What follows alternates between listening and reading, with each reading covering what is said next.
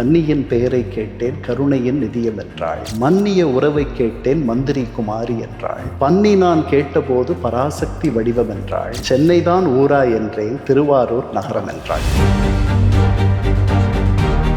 கண்ணதாசனை முதல்ல நீங்க இழுத்துட்டு போகணும். போயிட்டீங்க அப்படின்னா உடனே உங்களுக்கு மழை மாதிரி அருவி மாதிரி அது கொட்டும்.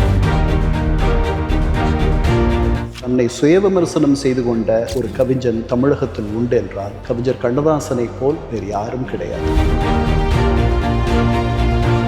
61 திமுக விட்டு வெளியே வந்துடுறார். வந்துட்டு ஈவேகி சம்பத்தோட சேர்ந்து தமிழ் தேசிய கட்சின்னு சொல்லிட்டு அவங்க ஒரு கட்சி ஆரம்பிக்கிறாங்க. அந்த கட்சிக்கு வந்துடுறாரு. அதற்கு பெரிய ஒரு பிடிமானம் கிடைக்கவில்லை. அதனால பெருந்தலைவர் காமராஜர்கிட்ட போய் அவங்க சேர்றாங்க.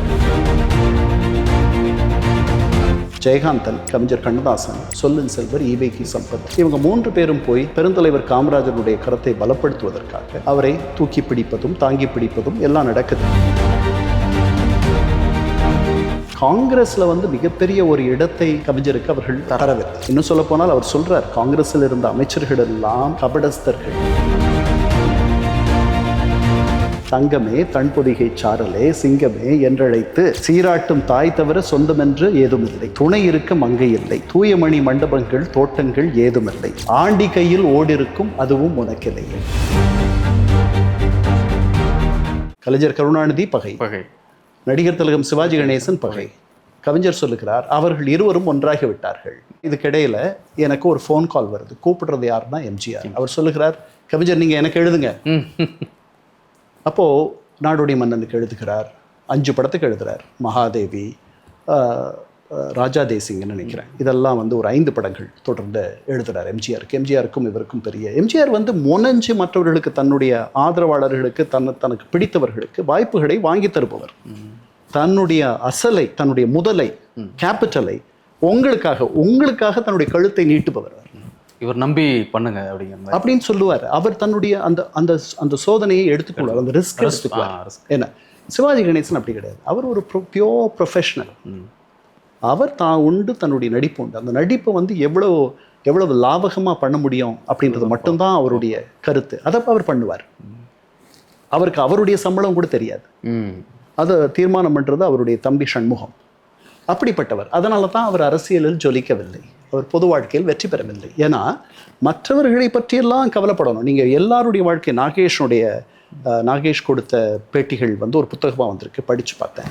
அதில் அவர் சொல்கிறாரு, அவரும் நடிகர் பாலாஜியும் போயிட்டுருக்காங்க ஒரு இடத்துல, காரில் போகிறாங்க.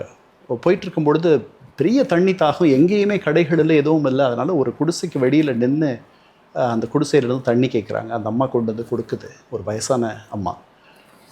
கொடுத்தவொடனே குடிக்கிறாங்க. அது அவ்வளோ சுவையாக இருக்குது, அவ்வளோ இனிப்பாக இருக்குது. அது ஏன்னா வாழ்க்கையை ஒரு புத்துயிர் ஊட்டுகிற ஒரு நீராக இருக்கிறது. உடனே 100 ரூபா தராரு பாலாஜி. அந்த அம்மா அசந்து போயிடுது. அப்புறம் ஒரு கணம் தான். அப்புறம் சுதாரிச்சுக்கிட்டு, எம்ஜிஆரே கொடுக்குறீங்களே, இப்போ தான் நேராக பார்க்குறேன், நீங்கள் நல்லா இருங்கன்னு பாலாஜியை. அப்போது அந்த மாதிரி ஒரு பிம்பத்தை கட்டமைத்தார் எம்ஜிஆர். அதில் முக்கால்வாசி அவர் பண்ணது அவர் இதயத்திலிருந்து வெளிவந்து செய்த செயல்கள்.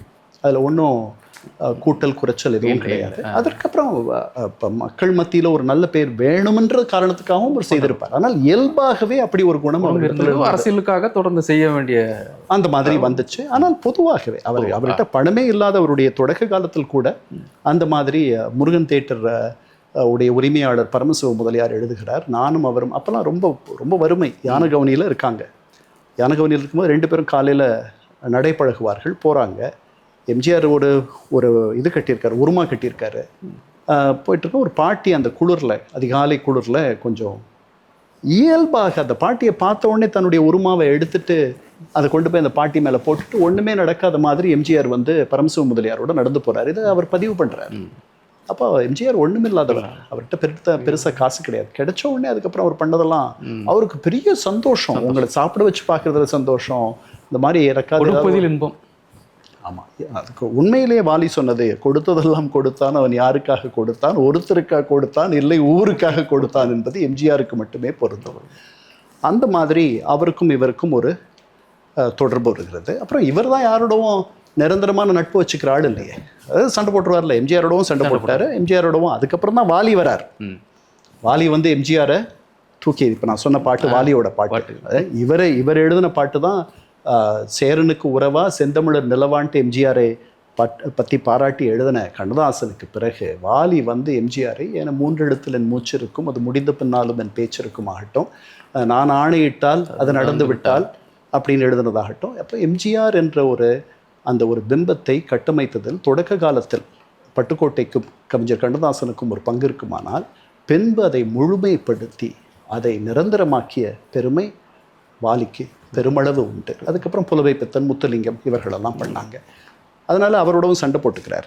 இப்போ போட்டுக்கிட்டு பின்னாடி வந்து 1971 இந்த சண்டை 61 திமுக விட்டு வெளியே வந்துடுறார். வந்துட்டு ஈவேகி சம்பத்தோட, பெரியாருடைய அண்ணா மகனோட சேர்ந்து தமிழ் தேசிய கட்சின்னு சொல்லிட்டு அவங்க ஒரு கட்சி ஆரம்பிக்கிறாங்க. அந்த கட்சிக்கு வந்துடுறார். அதுக்கு பிறகு அந்த கட்சி ஒரு வருஷம் இருக்குது. அவங்க தனியாக முயற்சி பண்ணி பார்க்குறாங்க. அதற்கு பெரிய ஒரு பிடிமானம் கிடைக்கவில்லை. அதனால் பெருந்தலைவர் காமராஜர்கிட்ட போய் அவங்க சேர்றாங்க. அங்கே சேர்ந்த பிறகு ஒரு 3 பேர் அவர்கள் ஒரு மும்மூர்த்திகளாக தமிழகம் எங்கும் வலம் வருகிறார்கள். ஜெயகாந்தன், கவிஞர் கண்ணதாசன், சொல்லின் செல்வர், ஈவேகி சம்பத், இவங்க 3 பேரும் போய் பெருந்தலைவர் காமராஜருடைய கருத்தை பலப்படுத்துவதற்காக அவரை தூக்கி பிடிப்பதும் தாங்கி பிடிப்பதும் எல்லாம் நடக்குது. ஆனால் 71 காமராஜர் 75 மறைஞ்சிடுறார். 71 வந்து இந்திரா காங்கிரஸுக்கும் கலைஞர் கருணாநிதிக்கும் ஒரு இணக்கம் ஏற்படுகிறது. அந்த நேரத்தில் நாளாகுது, வயதாகுது, ஒரு பக்குவம் வருகிறது. அதனால் அப்புறம் காங்கிரஸில் வந்து மிகப்பெரிய ஒரு இடத்தை கவிஞருக்கு அவர்கள் தரவில்லை. இன்னும் சொல்ல போனால் அவர் சொல்கிறார், காங்கிரஸில் இருந்த அமைச்சர்கள் எல்லாம் கபடஸ்தர்கள். இப்படியே எழுதுறாரு. என்ன ஏன் எழுதுறாருன்னா, நான் ரத்த திலகம்னு ஒரு படம் எடுத்தேன் சீன படையெடுப்பின் போது. என்ன பனிப்படர்ந்த மலை மேலே தாய் இருந்தாள், அந்த பாட்டு உங்களுக்கு வரும் ரத்த திலகத்தில். அந்த படம் எடுத்தேன், கையை சுட்டுக்கிட்டேன், எனக்கு வரி விலக்கு கூட தரணுன்ற எண்ணம் அவர்களுக்கு இல்லை அப்படின்ட்டுலாம் அவர் வருத்தப்படுறார். அதனால் காங்கிரஸில் அவர் பெரிய மகிழ்ச்சியாக இருந்தார் அப்படின்னு சொல்ல முடியாது. பெருந்தலைவர் காமராஜரோட அவருக்கு இருந்த உறவு எப்படிப்பட்டது என்பதை அந்த காலத்தில் அதை அறிந்தவர்கள் தான் சொல்லணும். எனக்கு வந்து ஒரு பொதுவாக பெருந்தலைவர் காமராஜருக்கு திரைத்துறையிலிருந்து வந்தவர்களை எப்படி இந்த திராவிட இயக்கத்தார், அண்ணா மாதிரி ஆட்கள் எப்படி அவர்களை அரவணைத்து கொண்டார்களோ, அத்தகைய ஒரு அரவணைப்பை செய்வதற்கு உரிய ஒரு பக்குவமோ அல்லது ஒரு குணமோ அவரிடத்தில் இல்லை அப்படின்னு தான் நான் நினைப்பேன். ஏன்னா அவங்களோட ஒப்பிடும்போது ஆமாம், இவர்கள் எம்ஜிஆர் சொல்கிறாரு 1950களில் சொல்கிறார், இந்த நடிகர்களுக்கு, நாடக நடிகர்களுக்கு, திரைக்கலைஞர்களுக்கு இவ்வளவு ஒரு மரியாதையையும் ஒரு உயர்ந்த இடத்தையும் தருவதற்கு அண்ணாவால் மட்டும்தான் முடியும். ஏன்னா அவங்கள கூத்தாடிகள்னு சொன்னவர் பக்தவச்சலம், நடிகர்கள் நாடாள முடியுமான்னு கேட்டவர் மாப்போசி. அதனால் அவர்களுக்கு சமுதாயத்தில் ஒரு பெரிய இடமெல்லாம் இல்லை. அவங்க மேலே ஒரு மிகப்பெரிய கவர்ச்சி இருந்துச்சு. ஆனால் அவர்களுக்கு ஒரு தகுதியான ஒரு இடத்தை மக்கள் தந்திருந்தார்களா அப்படின்னா அது இல்லை தான். அது வந்து திராவிட இயக்கம் வந்த பிறகு தான் அந்த இடத்துக்கு மீண்டும் போச்சு. இவர்களெல்லாம் காமராஜரோட போய் சேர்ந்தாங்க. ஆனால் பெருந்தலைவர் காமராஜர், அதுதான் அந்த காலத்தில் இருந்தவர்கள் சொன்னால் தான் நமக்கு சரியாக தெரியும் இவர்களை எப்படி நடத்தினாங்க. இவர் மிக மகிழ்ச்சியாக இருந்தது மாதிரி தெரியல.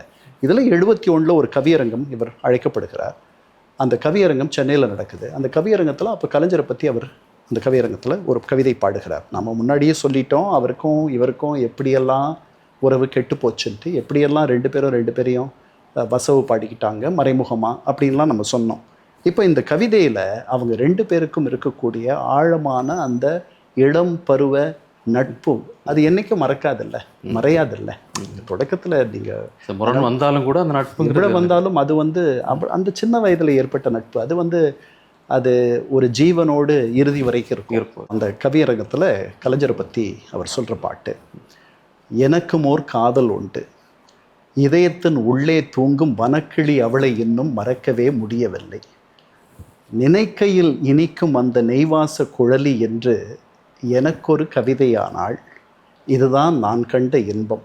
அதுக்கப்புறம் தான் அவருடைய கைவண்ணம். இது நெய்வாச குழலின்ட்டு கலைஞர் சொல்கிறார். அது மனதிலேயே இருக்காள். கன்னியின் பெயரை கேட்டேன், அவர் முதல்ல தெரிஞ்சுக்கும் போது கன்னியின் பெயரை கேட்டேன், கருணையின் நிதியம் என்றாள், மன்னிய உறவை கேட்டேன், மந்திரி குமாரி என்றாள், பன்னி நான் கேட்டபோது பராசக்தி வடிவம் என்றாள், சென்னைதான் ஊரா என்றேன், திருவாரூர் நகரம் என்றாள். தந்திரமறிவாள், மெல்ல சாகசம் புரிவாள், மின்னும் அந்திவான் மின்னல் போல அடிக்கடி சிரிப்பாள். நானும் பந்தயம் போட்டு பார்த்து பலமுறை தோற்றேன், என்ன மந்திரம் போட்டாளோ என் மனதையே சிறையாய் கொண்டாள். அவருடைய மந்திரி குமாரி, பராசக்தி, திருவாரூர் எல்லாம் வர்ற மாதிரி அவர் முரண்பட்டு இருந்து மறுபடியும் ஒரு கவியரங்கத்தில் பேசும்போது கூட அந்த நட்பை வந்து அவர் நினைவு கூர்றார். அதுதான், அதாவது உங்களுக்கு நம்ம பாதைகள் எல்லாம் பிரித்து போயிடுது. ஆனாலும் ஒரு பள்ளி காலத்தில் படித்த சக மாணவன், சக தோழனை பார்க்கும் பொழுது அவங்களோட மட்டும்தான் உரிமையாக வாடா போடா அப்படின்னு நம்ம பேச முடியும். அது என்னுடைய வாழ்க்கையிலே நடக்குது. இப்போ நான் 60களில் இருக்கேன். என்னுடைய வாழ்க்கையிலேயே நான் இளமையில் எனக்கு வகுப்பு தோழனாக இருக்கும்போது ஒருவேளை பிடிக்காத இருந்திருக்கலாம், போட்டி இருந்திருக்கலாம். அதையெல்லாம் மீறி ஒரு நட்பு இருக்கிறது. இவங்க வந்து 2 பேரும் பொது வாழ்க்கையில் மிகப்பெரிய வேட்கை உடையவர்கள். 2 பேரும் வெற்றி பெற வேண்டும் என்பதற்காக மிக எளிமையான குடும்பங்களிலிருந்து வந்து அதை நோக்கி போகிறவங்க. நம்ம முன்னாடியே பார்த்தோம், அசுரத்தனமான திறமையும் தகுதியும் கொண்டவர்கள். சரியான வாய்ப்பு கிடைக்கும் பொழுது அந்த வாய்ப்பு அவர்களை பெரிய உயரத்திற்கு கொண்டு செல்றது. இவங்க 2 பேருக்கும் உள்ள வித்தியாசம் வயது வித்தியாசம் மட்டுமல்ல, ஒரு ஒழுங்கு, ஒரு நேர்த்தி.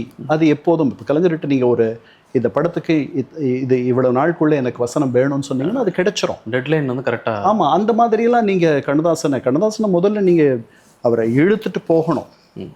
போயிட்டீங்க அப்படின்னா உடனே உங்களுக்கு மழை மாதிரி, அருவி மாதிரி அது கொட்டும். அதனால் இதெல்லாம் ஒரு பக்கம். கலைஞருக்கும் இவருக்கும் இந்த மாதிரி உறவுகள் சீர்கெட தொடங்கிய நேரத்தில் 2வது கல்யாணம் பண்ணிக்கிறாரு கவிஞர் கண்ணதாசன்.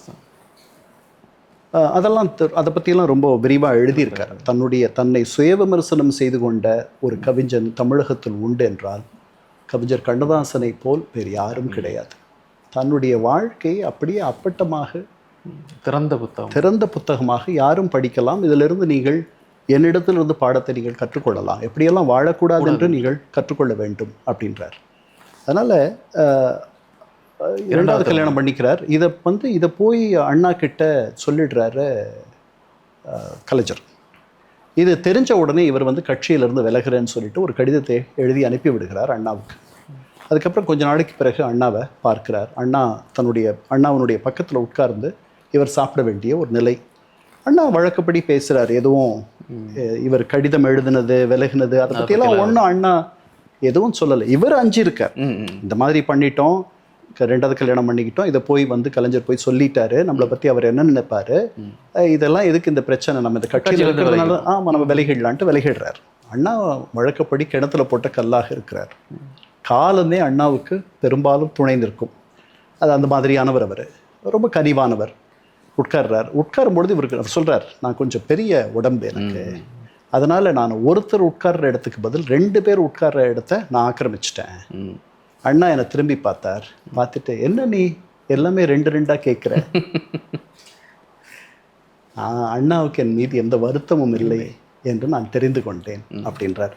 அதனால் இதெல்லாம் நடந்திருக்கு அவங்களுக்குள்ள. இது வந்து ஒரு போட்டி, பொறாமை, அன்பு, பேரன்பு எல்லாம் கலந்த ஒரு கலவையாக அவர்களுடைய நட்பு இருந்திருக்கு. அதுக்கப்புறம் இந்த மாதிரிலாம் இவ்வளவு. ஆனால் ஒரு சம்பத்தோட ஒரு நெருக்கம் வந்த உடனே, சம்பத் வந்து ஒரு உயர்ந்த ஒரு வெரி பாலிஷ்ட் கம்யூனிஸ்ட் அப்படின்னு சொல்கிற அளவுக்கு ஒரு 11வது படித்தவர் தான். 11 கூட அவர் இன்டர்மீடியட் கூட அவர் வெற்றி பெறவில்லை. அவர் வந்து 57 தேர்தலில் நாடாளுமன்றத்திற்கு தேர்ந்தெடுக்கப்படுகிறார். அதுக்கப்புறம் சோவியத் யூனியன் போகிறார். அதனால் அவருக்கு ஏற்கனவே கொஞ்சம் இடதுசாரி தத்துவங்கள் உண்டு. அவர் வந்து ஒரு தியரிட்டிஷியன், ஒரு கருத்தியல்வாதி. அவர் வந்து நடைமுறை அரசியலுக்கு தயாரானவர் அல்ல. அவர் வழியில் போயிருந்தால் திராவிட முன்னேற்ற கழகம் 67 ஆட்சிக்கு வந்திருக்காரு. அதுக்கு ஒரு உயர்ந்த மரியாதை இருந்திருக்கும் உங்கள் மத்தியிலும் என்னுடைய மத்தியிலும். ஆனால் ஆட்சி பீடத்தில் அவர்கள் வருவதற்கு அதற்கு வேறு வழிகளை கையாள வேண்டும். அந்த வழியை நோக்கித்தான் அண்ணா போறார். அந்த வழிக்கு அவரை அழைத்து கொண்டு செல்பவர் யார் என்றால் கலைஞர் கருணாநிதி. இது இவங்க எல்லாருக்கும் வருத்தம். இதெல்லாம் அந்த காலத்துல இவங்களோட கூட இருந்தவர் யாருன்னா, அதாவது கலைஞர் கருணாநிதி அண்ணாவோட கூட இருந்தவர் எம்ஜிஆர். இதெல்லாம் நடந்துட்டு இருக்கு. இதெல்லாம் நடந்துட்டு இருக்கும் பொழுது 61 வெடிச்சிட்டு வெளியில வருது. வந்த உடனே இந்த கட்சியில் எல்லாரும் ஒன்றாக இருக்க முடியாதுன்றதுனால இவங்க வேலூரில் ஒரு பொதுக்குழு நடக்குது. அந்த பொதுக்குழுவில் வந்து சம்பத்தினுடைய சட்டையை பிடிச்சிட்டாங்க, அவர் அடிச்சிட்டாங்கன்ற மாதிரி செய்திகள்லாம் வந்துச்சு. அந்த மாதிரி ரசபாசமாக சிலதெல்லாம் நடந்துச்சு. வெளியே வந்துடுறார். அதுக்கப்புறம் ஒரு தனி கட்சியை தமிழ் தேசிய கட்சி என்று ஆரம்பிக்கிறார். கண்ணதாசன் அதை பற்றியெல்லாம் ரொம்ப விரிவாக தன்னுடைய வனவாசத்தில் பதிந்திருக்கிறார். வெளியே வந்துடுறாங்க. வெளியே வந்துட்டு இந்த தமிழ் தேசிய கட்சி ஒரு ஆண்டு இங்கே சென்னை தெற்கு சென்னையில் வந்து தென் சென்னையில் 62 தேர்தலில் சம்பத் தமிழ் தேசிய கட்சியின் சார்பாக நாடாளுமன்றத்திற்கு நிற்கிறார், தோற்று போகிறார். அதுக்கப்புறம் காமராஜரோட போய் சேர்றாங்க.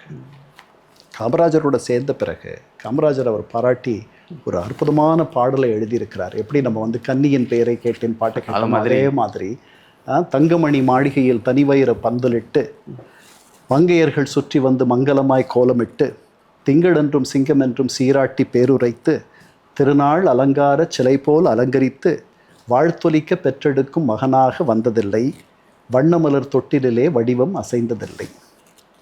இப்போ எப்படி வந்தார்? இப்படிலாம் பாடி ஆடி சீராட்டி அப்படிலாம் வந்து பிறக்கல. ரொம்ப சாதாரணமாக வந்து பிறந்த ஐயா நீ. மாமதுரை நாட்டில் மறவர் படை நடுவில் தேமதுர தமிழ் பாடும் திருநாடார் தங்குலத்தில் வாழையடி வாழையென வந்த தமிழ் பெருமரபில் ஏழை மகன் ஏழையென இன்னமுதே நீ பிறந்தாய். நிமிர்ந்தால் தலையடிக்கும் நிற்பதற்கே இடம் இருக்கும் அமைவான ஓர்குடிலில் ஐயா நீ வந்துதித்தாய் அப்படின்னு சொல்லிட்டு தங்கமே தன்பொதிகை சாரலே சிங்கமே என்றழைத்து சீராட்டும் தாய் தவிர சொந்தமென்று ஏதுமில்லை, துணை இருக்க மங்கை இல்லை, தூயமணி மண்டபங்கள் தோட்டங்கள் ஏதுமில்லை, ஆண்டி கையில் ஓடிருக்கும் அதுவும் உனக்கில்லை என்று பெருந்தலைவர் காமராஜரை அவ்வளவு போற்றி அப்படி ஒரு உன்னத தலைவர் கிடையாது அப்படின்லாம் எழுதியிருக்கார். கண்ணதாசனுடைய பொது வாழ்க்கை அரசியலை நாம் பார்க்கும் பொழுது அவர் ஒரு கவிஞனாக அவர் சிறந்தது, அவர் உயர்ந்தது அப்படின்றது ஒரு மனிதனாக அவர் எடுத்த பல முடிவுகள் அவருக்கு நேர்மாறாக அவருக்கு துன்பம் தரக்கூடிய முடிவுகளாக மாறின. 57 தேர்தலில் அவரே சொல்லுகிறார், நான் வந்து இங்கே இருக்கிற சைதாப்பேட்டையில் நின்றுட்டு இருந்தேன்னா சைதாப்பேட்டையில் நான் வென்றிருப்பேன். அங்கே வந்து வென்றது வந்து ஏவிபி ஆசை தம்பின்னு நினைக்கிறேன். நான் அப்படி போகலை. நான் எங்கே செட்டிநாட்டு பக்கம் நிற்கணும்ன்ட்டு என்னமோ நினச்சிக்கிட்டேன். திருக்கோஷ்டியூரில் போய் நின்னேன். அங்கே அந்த பிரச்சாரத்தின் போது வந்து எனக்கு பணம் இல்லை. அதுக்கப்புறம் நான் பல தவறுகளை பண்ணேன். அங்கே வந்து பெரிய செட்டியார் குல மக்களை வந்துட்டு நான் அவர்களை நீங்கள் எனக்கு ஓட்டு போட்டால் போடுங்க, போடலைன்னா போங்க அப்படின்ட்டு விட்டேத்தியாக நடந்துக்கிட்டேன். என்கிட்ட பணம் இல்லை. பொருளாளர் கலைஞர் கருணாநிதி கிட்ட கேட்குறேன், அவர் கையை விரிச்சிட்டாரு. இப்படியெல்லாம் எனக்கு நானே அதிகமான துன்பங்களை மேலும் மேலும் பெருக்கி கொண்டேன் என்னால் பொது வாழ்க்கையில். அதனால் பொது வாழ்க்கைக்கு அவர் வந்து உகந்தவர் என்று சொல்ல முடியாது. அவர் அவரே அதை அவரே சொல்கிறார். ஏன்னா அவர் வந்து ஒரு உணர்ச்சி பிழம்பாக இருப்பவர். அவர் சொல்கிறாரு, இந்த காங்கிரஸ் கட்சி ரெண்டாக உடையுது, உடைஞ்சு மூப்பனார் தலைவராக இந்திரா காங்கிரஸினுடைய தமிழக தலைவராக வருகிறார். மூப்பனார் உண்மை பேசுபவர் அல்ல என்று எழுதுகிறார். அதாவது ஒரு நிதானம், ஒரு பொறுமை, ஒரு ஆளை எடை போடுவதற்கு நீங்கள் நிறைய நேரம் எடுத்துக்கணும். அப்படி எதுவும் இல்லாமல் ரொம்ப இம்ப்ரெஷனிஸ்ட், ஒன்று பார்க்குறீங்க அதுதான் அவர் என்ற ஒரு முடிவுக்கு வந்துடுது. உடனே ஒரு முடிவுக்கு வருவது. எங்கெல்லாம் அவர் கொண்டாடப்படுகிறாரோ அங்கெல்லாம் தாவுவது, எடுப்பார் கைப்பிள்ளை மாதிரி. அதனால் எம்ஜிஆரை அவர் திட்டியது போல் யாரும் திட்டியதே இல்லை. உள்ளும் புறமும்னு சொல்லிட்டு ரொம்ப கொடுமையான ஒரு சிறு புத்தகத்தையே எம்ஜிஆரினுடைய முகத்திரையை கிழிப்பது போலெல்லாம் எழுதினவர் அவர். ஆனால் எம்ஜிஆரே அவரை அரசவை கவிஞராக பின்பு நியமித்த போது அது மாதிரி ஒரு மனிதர் உண்டா என்று போற்றி. அதான் நான் முன்னாடியே போன முறை சொன்ன மாதிரி மனிதர்களை பாடி வைப்பேன் அப்படின்லாம் சொன்னாருன்னு சொன்னார் இல்லையா. அதனால் அவர் உங்களை தூக்காத உயரத்திற்கு தூக்கி சென்று விடுவார், போடாத பள்ளத்தில் உங்களை ஆழ்த்தி விடுவார், அமிழ்த்தி விடுவார். இது மாதிரியான ஒரு குழந்தை மனம் கொண்டவர் இந்த கவிஞர். பொது வாழ்க்கையில் அவர் காங்கிரஸுக்கு வந்த பிறகு பெரிய மகிழ்ச்சியாக அவர் இருந்தது போல் எனக்கு தெரியவில்லை. அதுக்கப்புறம் பல வெற்றிகளை அவர் அடைந்தார். அரசவை கவிஞர் என்றது இங்கிலாந்தில் தொடங்கின ஒரு முறை, போயட் லாரெட். அதை இங்கே காங்கிரஸ் காலத்தில் நாமக்கல் ராமலிங்கம் பிள்ளையை அரசவை கவிஞராக வைத்திருந்தார்கள். தமிழன் என்றோர் இனம் உண்டு, அதற்கு தனியானதொரு குணம் உண்டு என்று பாடியவர் அவர். அவருடைய பேரில் தான் இங்கே அரசு புனித ஜார்ஜ் கோட்டையில் இருக்கக்கூடிய அரசு அலுவலகங்களுக்கு நாமக்கல் மாளிகை என்ற பெயர் இருக்கிறது. நம்முடைய முதல்வர் அங்கே போக போகிறார். அவருக்கு பிறகு அந்த இடத்திற்கு யாரையும் போடலை. எம்ஜிஆர் வந்து தன்கிட்ட இருக்கிறதுல இதுதான் என்கிட்ட இருக்கு, உங்கள் தகுதிக்கு இது வந்து உங்கள் தகுதிக்கு உரியதான்னு எனக்கு தெரியாது, ஆனால் நீங்கள் இதை எடுத்துக்கிட்டா நான் மகிழ்ச்சி அடைவேன்னு சொன்னதில் கரைந்து போகிறார் கவிஞர். அதையெல்லாம் அவர் பதிகிறார்.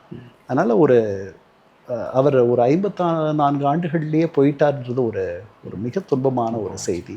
ஆனால் அவர் மிக உயரத்தில் இருக்கும் பொழுதே மக்களுடைய இதயங்களில் அவர் சிம்மாசனம் போட்டு உட்கார்ந்திருந்த பொழுதே அவர் மறைந்து விட்டார் என்பதில் தான் அவருக்கு பெருமை என்று நான் எண்ணுகிறேன்.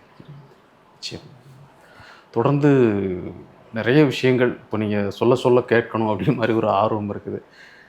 இன்னும் அவரை பற்றி பேசுவதற்கான தகவல்களும் வரலாற்று ரீதியாக இலக்கிய ரீதியாக பல்வேறு விஷயங்கள் நிறைய இருக்குது.